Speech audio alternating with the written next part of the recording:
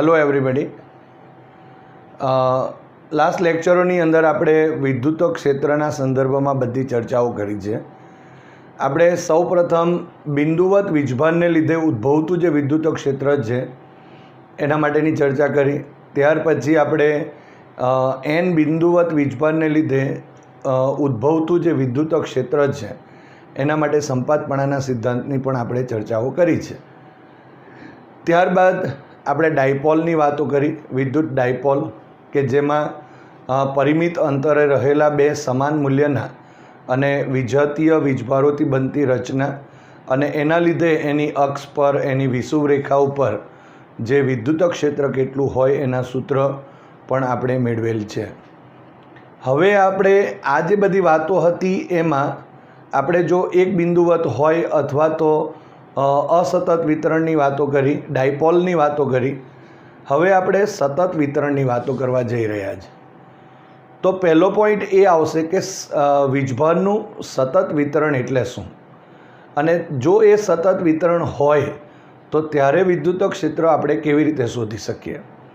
તો બિંદુવત હતું તો આપણે એ રીતે વાતો કરતા હતા, પરંતુ હવે જો સતત વિતરણ હશે એમાં આપણે ત્રણ આસ્પેક્ટની વાતો કરીશું. એક તો રેખીય જે વિતરણ હશે વીજભારનું એ, બીજું પૃષ્ઠ વીજભારનું પૃષ્ઠ વિતરણ, ત્રીજો પોઈન્ટ છે વીજભારનું કદ વિતરણ.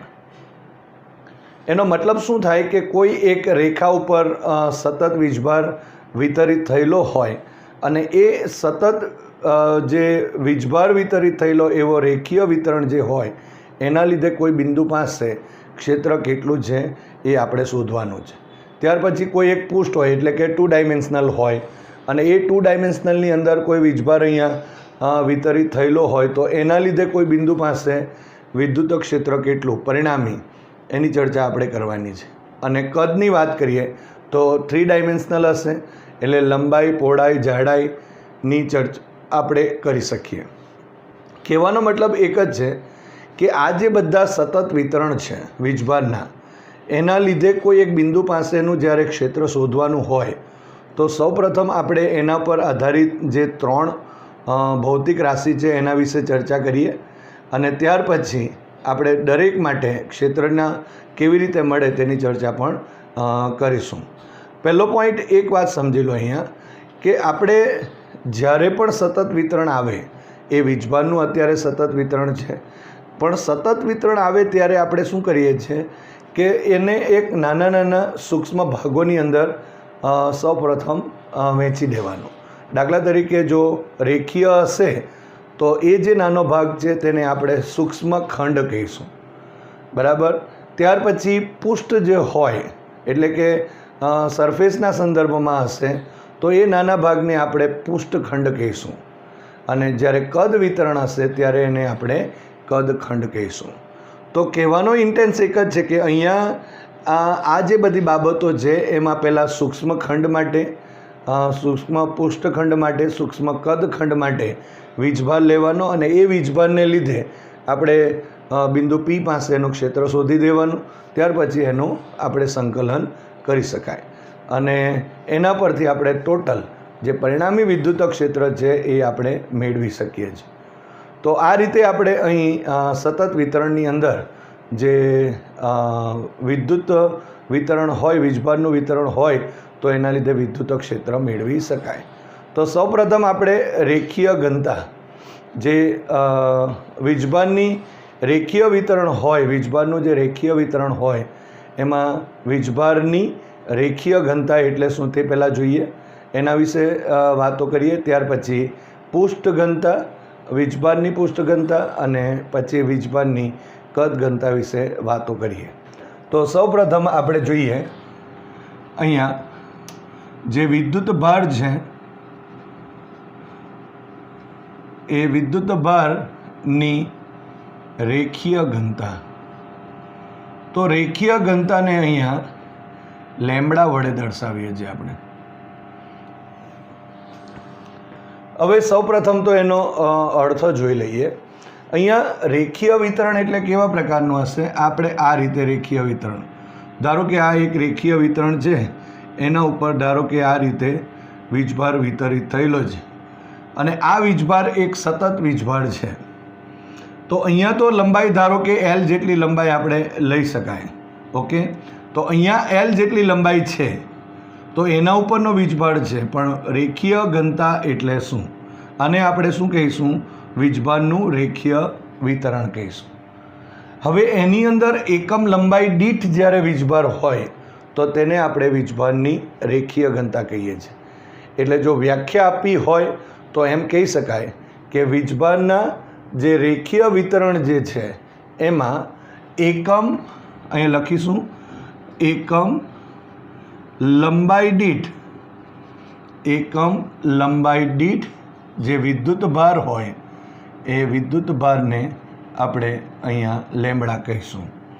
એટલે વીજભારની રેખીય ઘનતા કહી શકાય. હવે જો લેમ્બડા માટેનું જો સૂત્ર લખવું હોય તો લેમ્બડા ઇઝ ઇક્વલ ટુ અહીંયા વિદ્યુત ભાર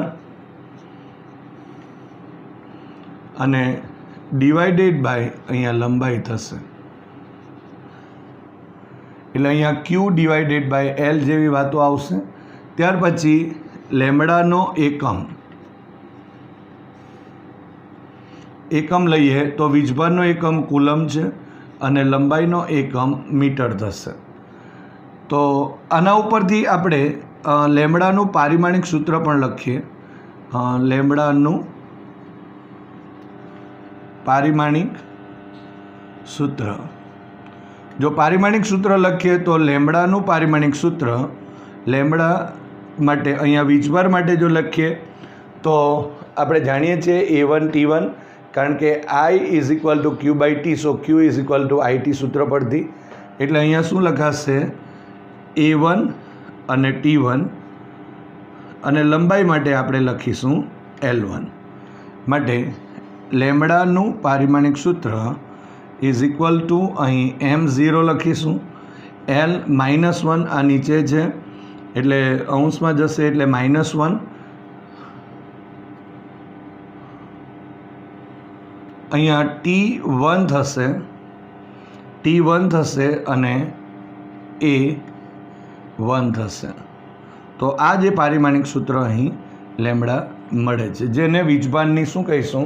રેખીય ઘનતા. ઓકે, તો આ એક વાત આપણા માટે ઘણી જ ઇમ્પોર્ટન્ટ છે. અહીંયા એક વાત બીજી બી સમજાવી દઉં કે જે લેમ્બડા છે એને આપણે તરંગની ચર્ચા કરેલી ત્યારે તરંગ લંબાઈ કહેતા હતા. અહીંયા આપેલા જે સિમ્બોલ છે એનો અર્થ શું થાય એ બહુ અગત્યની વસ્તુ થઈ જશે. એટલે અહીંયા આપણા પાસે વિદ્યુતના સંદર્ભમાં લેમ્બડા એટલે એને આપણે વીજભારની રેખીય ઘનતા કહીએ છીએ. એટલે એ કાળજી રાખવાનું છે, નહીંતર એને તરંગ લંબાઈના સંદર્ભમાં લેવા જશે તો ભૂલ આવશે. તો અહીંયા આપણે એની બધી જ ડિટેલ લખી દીધી છે અને એકમ લંબાઈ દીઠ જે વિદ્યુત ભાર છે એને આપણે લેમ્બડા કહીશું, જે રેખીય વીજભારની રેખીય વિતરણ છે એમાં.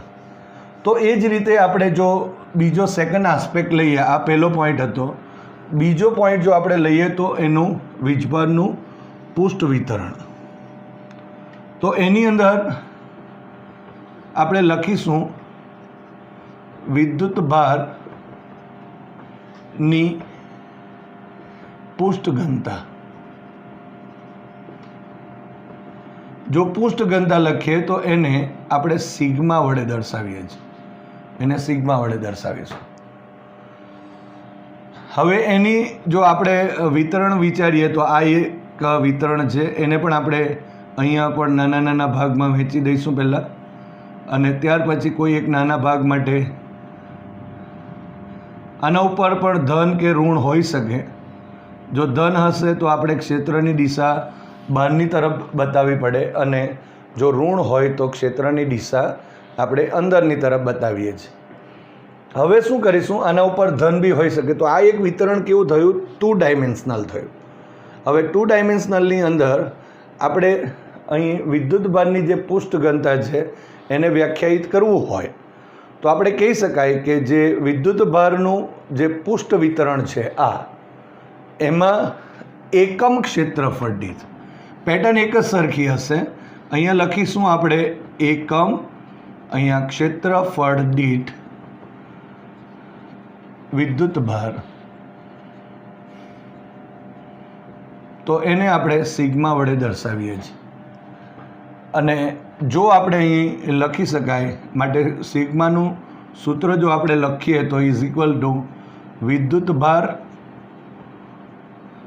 અને ડિવાઇડેડ બાય અહીંયા ક્ષેત્રફળ. એટલે અહીંયા લખીએ તો વિદ્યુત ભાર માટે ક્યુ ડિવાઇડેડ બાય એ પણ આપણે લખી શકીએ. હવે સિગ્માનો એકમ લખી દઈએ. સિગ્માનો એકમ એટલે પૃષ્ઠ ઘનતા જે છે એનો એકમ લખીએ તો ઉપર વીજભાર છે એટલે કુલમ, ક્ષેત્રફળ એટલે મીટર સ્ક્વેર થશે. એ જ રીતે સિગ્માનું પારિમાણિક સૂત્ર લખી દઈએ. અહીંયા સિગ્માનું પારિમાણિક સૂત્ર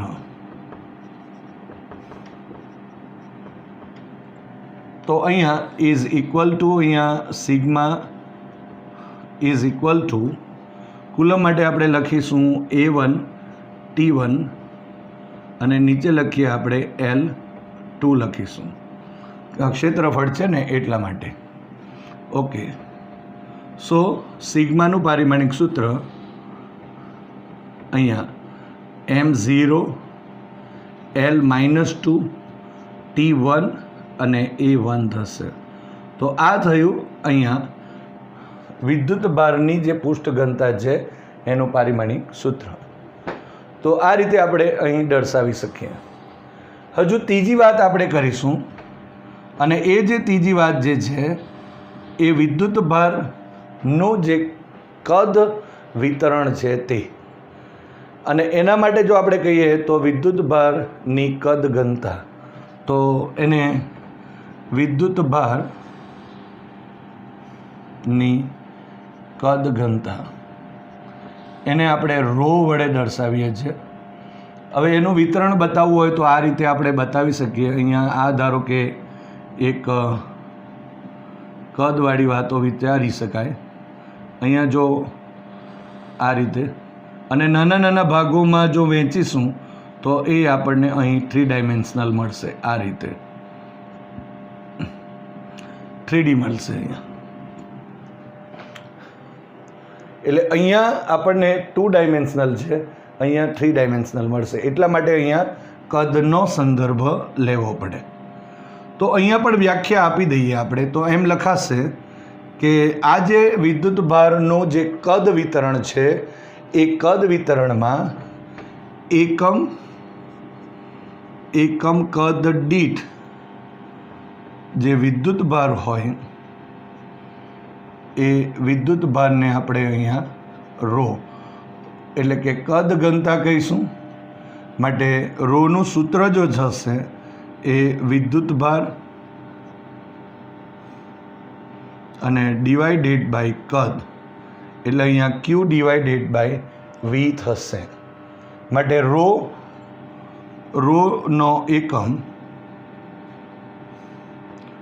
એકમ આપણે લખીએ તો ઇઝ ઇક્વલ ટુ અહીંયા કુલમ પર મીટર ક્યુબ થશે. ઓકે, તો આ એક રોનો એકમ થયો. હવે રોનું પારિમાણિક સૂત્ર, રોનું પારિમાણિક સૂત્ર જો આપણે લખીએ તો રો કુલમ માટે આપણે A1 T1 એટલે વીજભાર માટેનું અને લંબાઈ ઘન કદ માટે લખીએ તો મીટર ક્યુબ છે માટે L³ થશે. સો અહીંયા row is equal two M0 L-3 T1 અને A1 થશે. તો આ રીતે આપણે અહીં જે પારિમાણિક સૂત્ર છે તે પણ આપણે લઈ શકાય. તો તમે જોઈ શકો છો વીજભારની રેખીય ઘનતા લેમડા એટલે એકમ લંબાઈ દીઠ વિદ્યુતભાર છે. વીજભારની પૃષ્ઠ ઘનતા એટલે સિગ્મા એટલે એકમ ક્ષેત્રફળ દીઠ અહીંયા વિદ્યુતભાર કહેવાશે. અને વિદ્યુતભારની કદ ઘનતા રો એટલે એકમ કદ દીઠ વિદ્યુતભાર આપણે લખી શકીએ છીએ. તો આનો જ ઉપયોગ કરીને આ ભૌતિક રાશિઓનો જ ઉપયોગ કરી અને આપણે હવે પછી આ જે વિતરણો આપેલા છે, સતત વિતરણ આપેલા છે, એ સતત વીજભાર વિતરણને લીધે કોઈ બિંદુ પાસે જે વિદ્યુત ક્ષેત્ર છે એ કેટલું, એની ચર્ચા આપણે કરીએ. પણ તે પહેલાં એક બીજી પણ વાત કરી દઉં કે અહીંયા તમે જોઈ શકો છો, જે રીતે આપણે લેમડાની વાત કરી એ રીતે અહીંયા સિગ્મા અને અહીંયા રો છે. તમે ચેપ્ટર નંબર 3ની અંદર જ્યારે ભણો ત્યારે રોનો મતલબ અવરોધકતા થાય છે અને સિગ્માનો મતલબ વાહકતા થાય છે. એટલે ચેપ્ટર વાઇઝ પણ આપણે અને ટોપિક વાઇઝ જો વાતો કરીએ તો તમે જોઈ શકો છો કે એનો ઇન્ટેન્સ અને એનો મતલબ બદલાઈ જાય છે. એટલે આપણે જે વાપરેલો સિમ્બોલ છે એ શાના માટે છે, શેના માટે છે, એ ખાસ અગત્યનું રહેશે. અને એના ઉપરથી જ આપણે જે થિયરી છે વિદ્યુત ક્ષેત્રની તે પણ આપણે જોઈએ. ઓકે, તો હવે આપણે સૌપ્રથમ આપણે વીજભારનું રેખીય વિતરણ લઈશું.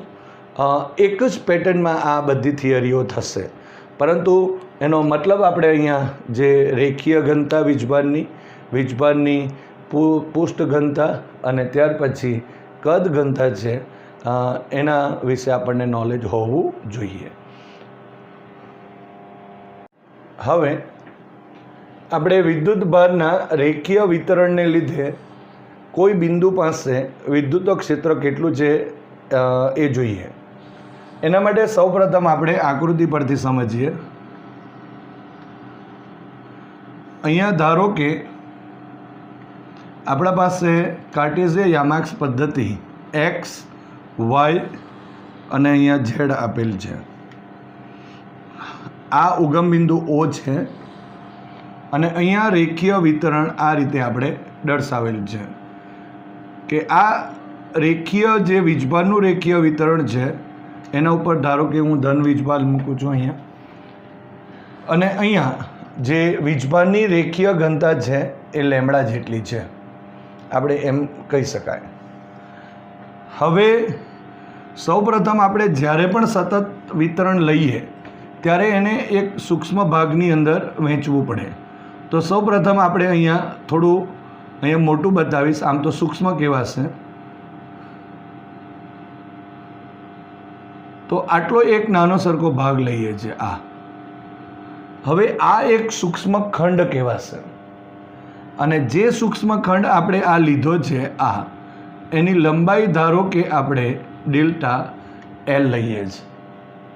હવે એનો જે સ્થાન સદિશ આ ઉગમ બિંદુ છે એને અનુલક્ષીને જો કહીએ તો એ સ્થાન સદિશ ધારો કે અહીંયા R જેટલો છે.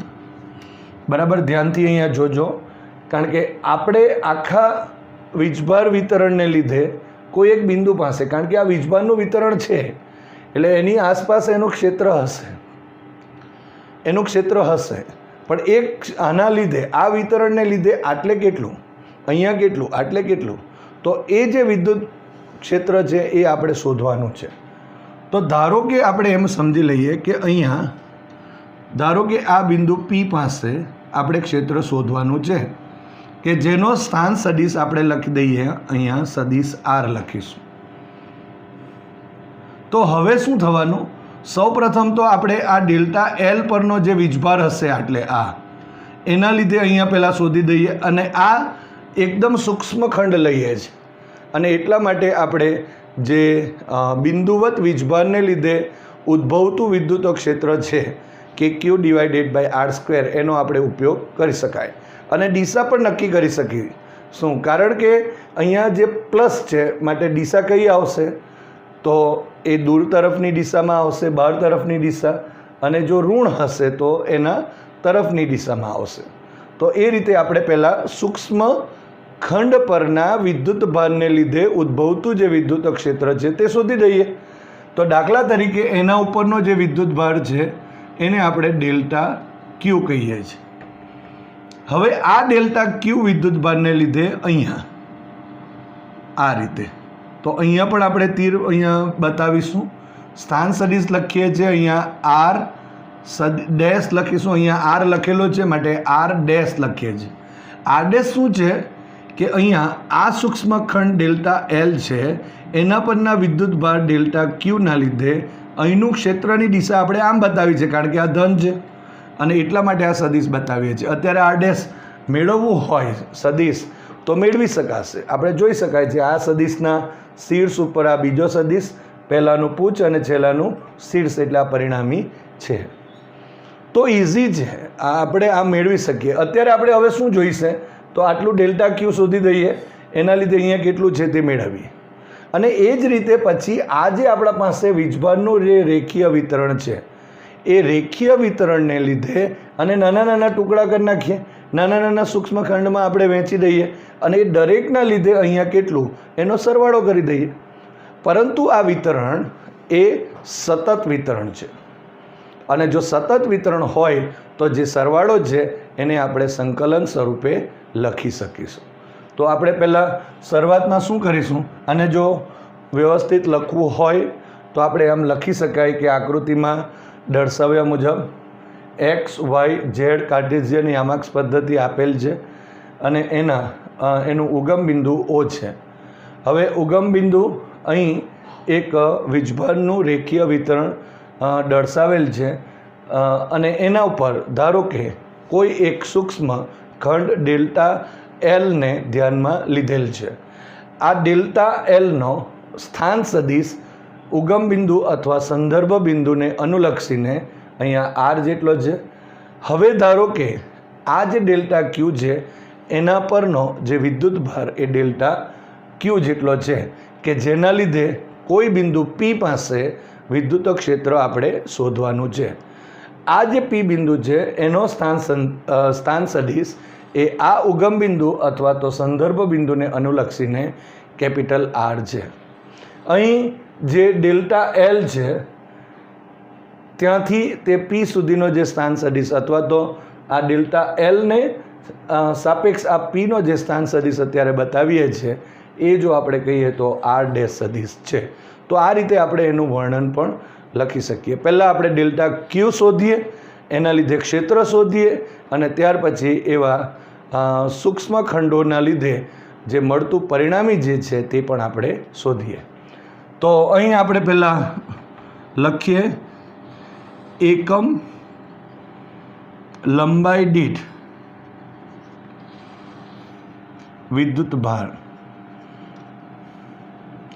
એકમ લંબાઈ દીઠ વિદ્યુત ભાર એટલે એને આપણે લેમ્બડા કીધું માટે ડેલ્ટા એલ લંબાઈ દીઠ વિદ્યુત ભાર તો કેટલા થશે તો ડેલ્ટા ક્યુ થયું. સો ઇઝ ઇક્વલ ટુ અહીં લેમ્બડા ઇન્ટુ ડેલ્ટા એલ થશે. તો આટલો આપણને અહીં વીજભાર મળે છે આના ઉપરનો. હવે આ વીજભારને લીધે અહીંયા ક્ષેત્ર કેટલું છે એ પણ આપણે શોધી દઈએ. તો એ લખીશું કે ડેલ્ટા ક્યુ વિદ્યુત ભાર ને લીધે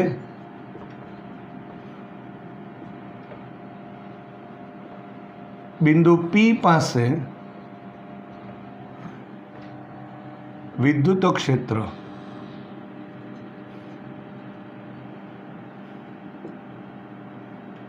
જો વિદ્યુત ક્ષેત્ર લખીશું તો એ ડેલ્ટા ઈ સદિશ લખીશું.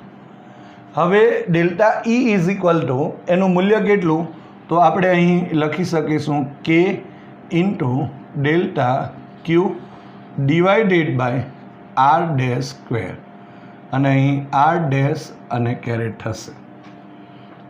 તો આ રીતે આપણે અહીં આર ડેશ સ્ક્વેર અને અહીં આર ડેશ કેરેટ આપણે લખી શકીએ.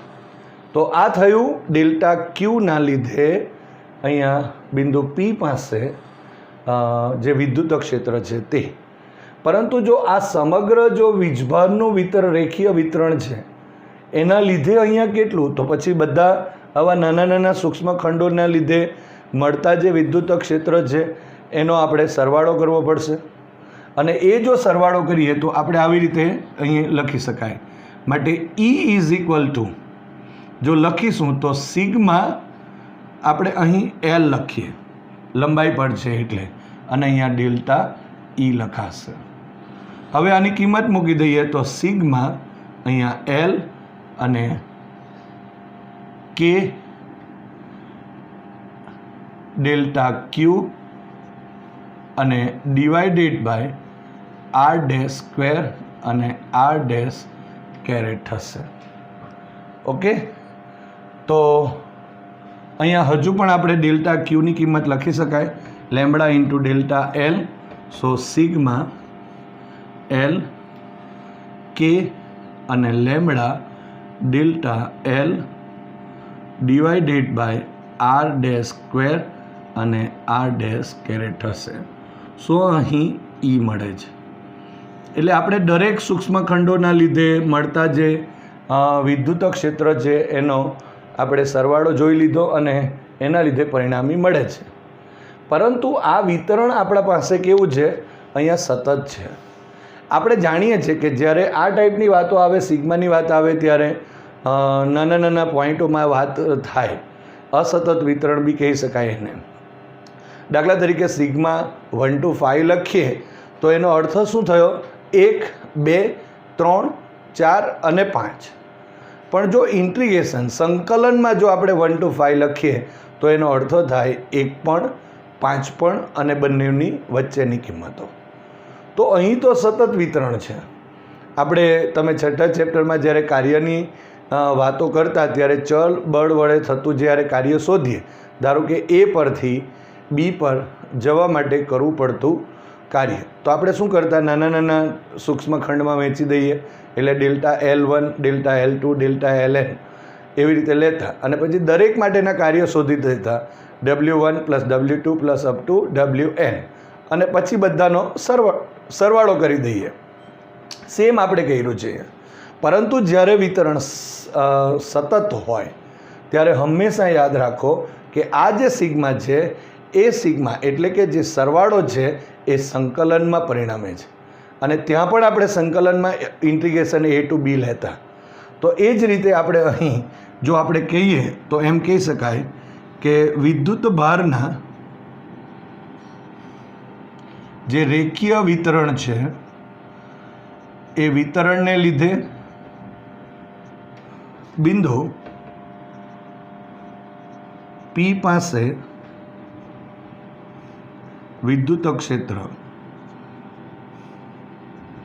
તો આપણે એને E તરીકે દર્શાવીએ અને સંકલનમાં લખવું પડશે. તો સંકલન અને અહીં L લખવાનું. હવે આનો એક ચોક્કસ મતલબ છે. અત્યાર સુધી તમે શું ભણેલા છો? એક અસતત અનિયત સંકલન છે અને નિયત સંકલન છે. પણ અહીંયા L લખો એનો મતલબ શું થાય? સમગ્ર L લંબાઈ પર. અને આને રેખીય સંકલન કહેવાય અથવા એને લાઇન ઇન્ટિગ્રેશન કહેવાય છે. અને અહીં આપણે કે લેમ્બડા ડેલ્ટા એલની જગ્યાએ હવે આપણે સંકલનમાં લખીએ તો dl લખવાનું અને divided by R dash square અને આર ડેશ કેરેટ. આ દિશા દર્શાવે છે. હવે કેને આપણે કોમન લઈ લઈએ માટે E = k લઈ લઈએ. ઇન્ટિગ્રેશન L અને અહીંયા લેમ્બડા dl છેદમાં આર ડેશ સ્ક્વેર અને આર ડેશ કેરેટ થશે. હજુ એક સૂત્ર બનાવી શક્યા. કેની કિંમત આપણે લખી દઈએ તો E = 1/4πε0 integration L lambda dl અને divided by R dash square અને આર ડેશ કેરેટ થશે. તો આ રીતે આપણે અહીં જે વીજભારના રેખીય વિતરણ જે છે એના લીધે બિંદુ P પાસેનું વિદ્યુત ક્ષેત્ર આપણે અહીં મેળવી શકાય. તો આ જે ચર્ચાઓ આપણે કરી છે એવી ચર્ચાઓ આપણે હવે પૃષ્ઠ વિતરણ માટે પણ હશે અને સાથે સાથે આપણે જો કહીએ તો કદ વિતરણ માટે પણ કરી શકાય. પેટર્ન આપણા પાસે સરખી રહેશે, પણ મુખ્ય બાબત શું છે કે એ કેવા પ્રકારનું વિતરણ છે અને એના માટે વીજભારની આપણે અહીં રેખીય ઘનતા લીધી છે. જો પૃષ્ઠ હશે તો પૃષ્ઠ ઘનતા લેવાની અને જો કદ વિતરણ હશે તો વીજભારની કદ ઘનતાનો ઉપયોગ કરીશું. પણ પેટર્ન આ ટાઈપની જ આપણે રાખીશું.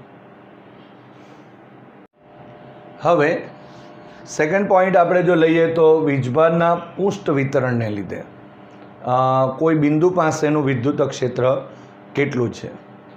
તો એના માટે પણ આપણે જે કાર્ટેશિયન યામાક્સ પદ્ધતિ લઈએ આ રીતે, અહીંયા એક્સ વાય અને અહીંયા લખીશું ઝેડ, અહીંયા ઉગમ બિંદુ ઓ થશે.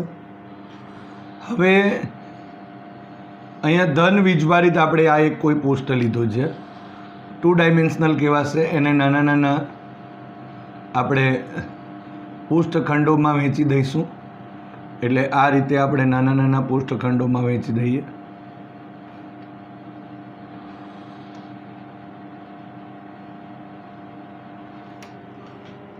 અને અહીં આપણા પાસે ધારો કે આ એક અને આ એક પુષ્ઠખંડને આપણે ધ્યાનમાં લઈશું. હવે આ જે પુષ્ઠખંડ છે એનો આ ઉગમ બિંદુને અનુલક્ષીને સ્થાન સદિશ જે છે એ ધારો કે આર જેટલો છે. આ ધન વીજભારિત છે. આપણે દરેક માટે ધન વીજભારિત જ લઈશું કે ધન વીજભારિત આપણે પૃષ્ઠ વિતરણ છે તો એના લીધે એક ક્ષેત્ર હશે અને આ ક્ષેત્રના લીધે કોઈ એક બિંદુ પાસેનું આપણે ક્ષેત્ર શોધવાનું છે. તો આપણે એક નાનો સૂક્ષ્મ ખંડ લીધો આ, જેને આપણે પૃષ્ઠખંડ કહીશું, જેનો સ્થાન સદિશ ઉગમ બિંદુને અનુલક્ષીને આર જેટલો છે. અને અહીં જે પી બિંદુ છે એનો સ્થાન સદિશ ધારો કે આપણે લખીએ છીએ તે મુજબ આર જેટલો છે. અહીંયા આપણે પી લખીશું. હવે આ જે આપણા પાસે જે પૃષ્ઠખંડ છે તો એક ક્ષેત્રફળ સદિશ લખીએ તો ક્ષેત્રફળ માટે પણ આપણે આ રીતે લખી શકાય. અહીંયા ડેલ્ટા એ અથવા તો ડેલ્ટા એસનો ઉપયોગ થાય છે. આપણે delta A for area, S for surface. તો અહીંયા ડેલ્ટા એ લખીશું અને એના ઉપરનો જે વિદ્યુત ભાર છે તેને આપણે ડેલ્ટા ક્યુ કહીશું. હવે આ જે પૃષ્ઠખંડ છે ત્યાંથી આ પી જે છે તેનો સ્થાન સદિશ જો આ રીતે લઈએ તો એ આપણે આર ડેશ છે એમ દર્શાવીશું.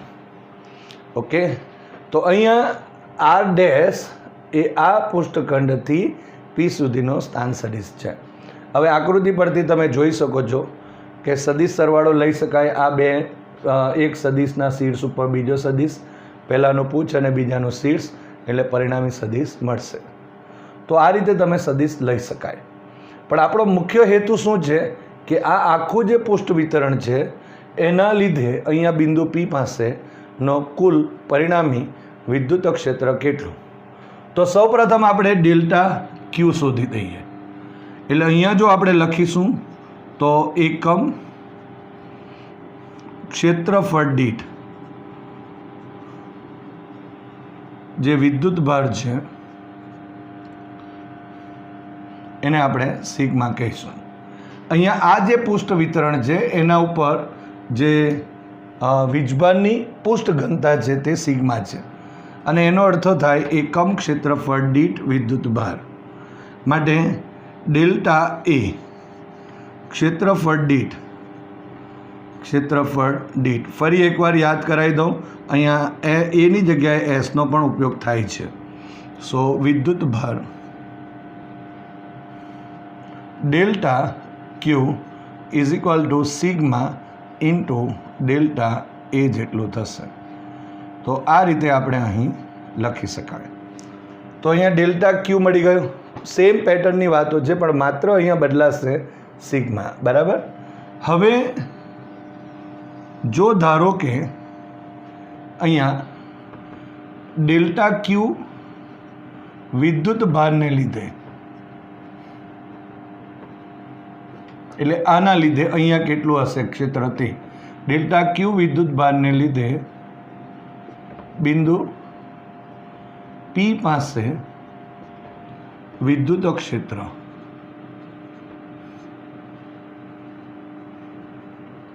તો એને આપણે નામ આપીશું delta E is equal to K into delta Q અને divided by R dash square અને આર ડેશ કેરેટ થશે.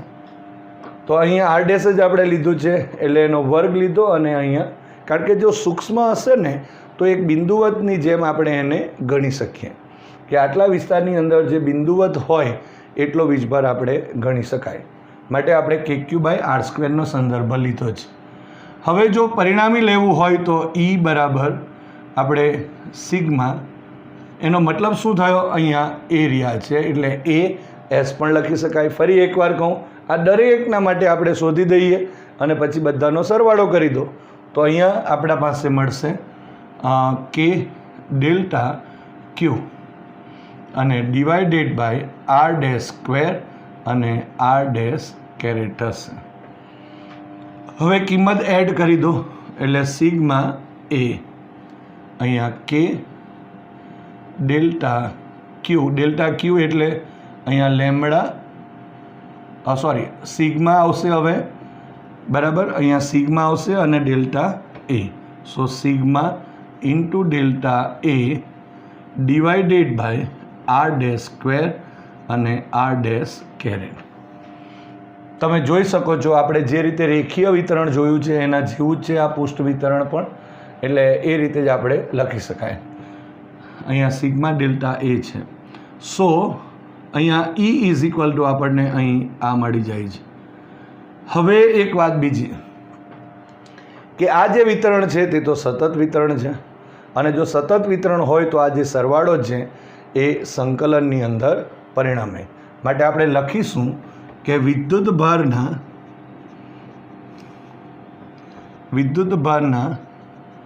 પૃષ્ઠ વિતરણને લીધે બિંદુ P પાસે વિદ્યુત ક્ષેત્ર. તો સંકલન સ્વરૂપે આપણે લખવું પડશે. માટે E ઇઝ ઇક્વલ ટુ અહીંયા સંકલન સ્વરૂપે લખી દઈએ, પણ અહીંયા A લખવું પડશે અથવા તો એને S પણ કહેવાય. અને અહીંયા જ્યારે તમે A કે S લખો એનો મતલબ આ સરફેસ ઇન્ટિગ્રેશન અથવા તો પૃષ્ઠ સંકલન કહેવામાં આવે છે. તો આ રીતે આપણે અહીં K into sigma into delta A divided by અહીં R² અને R² થશે. માટે Kની કિંમત અહીંયા બહાર લઈ લઈએ તો E is equal to K integration A અને sigma delta A divided by R² અને R² થશે. હવે અહીં K સ્વરૂપમાં છે તો એને બદલે આપણે ε0 સ્વરૂપમાં લખવું હોય તો અહીં 1/4πε0 ઇન્ટિગ્રેશન ઓફ A અને સિગ્મા ડેલ્ટા A અને ડિવાઇડેડ બાય R² અને R² થશે. તો આ રીતે આપણે અહીં જે આપેલ જે વીજભારનું પૃષ્ઠ વિતરણ છે એ પૃષ્ઠ વિતરણને લીધે જે બિંદુ P છે ત્યાં કેટલું ક્ષેત્ર છે તે આપણે શોધી શકાય. તો તમે જોઈ શકો છો જે રીતે રેખીય વિતરણ માટે વાત કરી છે એના જેવી જ છે, પણ અગત્યની બાબત અહીં મેં તમને કીધું તે પ્રમાણે વીજભારની પૃષ્ઠ ઘનતા થશે કે જેનો મતલબ આપણે જાણીએ છીએ કે એકમ ક્ષેત્રફળ દીઠ વિદ્યુતભાર. અને ત્યાર પછી આપણે આ સૂત્ર પરથી આ જે રેખીય વિતરણ છે અથવા તો પૃષ્ઠ વિતરણ છે, અત્યારે પૃષ્ઠ છે તો અહીંયા એ રેખીય હોય, પૃષ્ઠ હોય કે પછી કદ વિતરણ હોય તો એના લીધે આપણે વિદ્યુત ક્ષેત્ર મેળવી શકાય.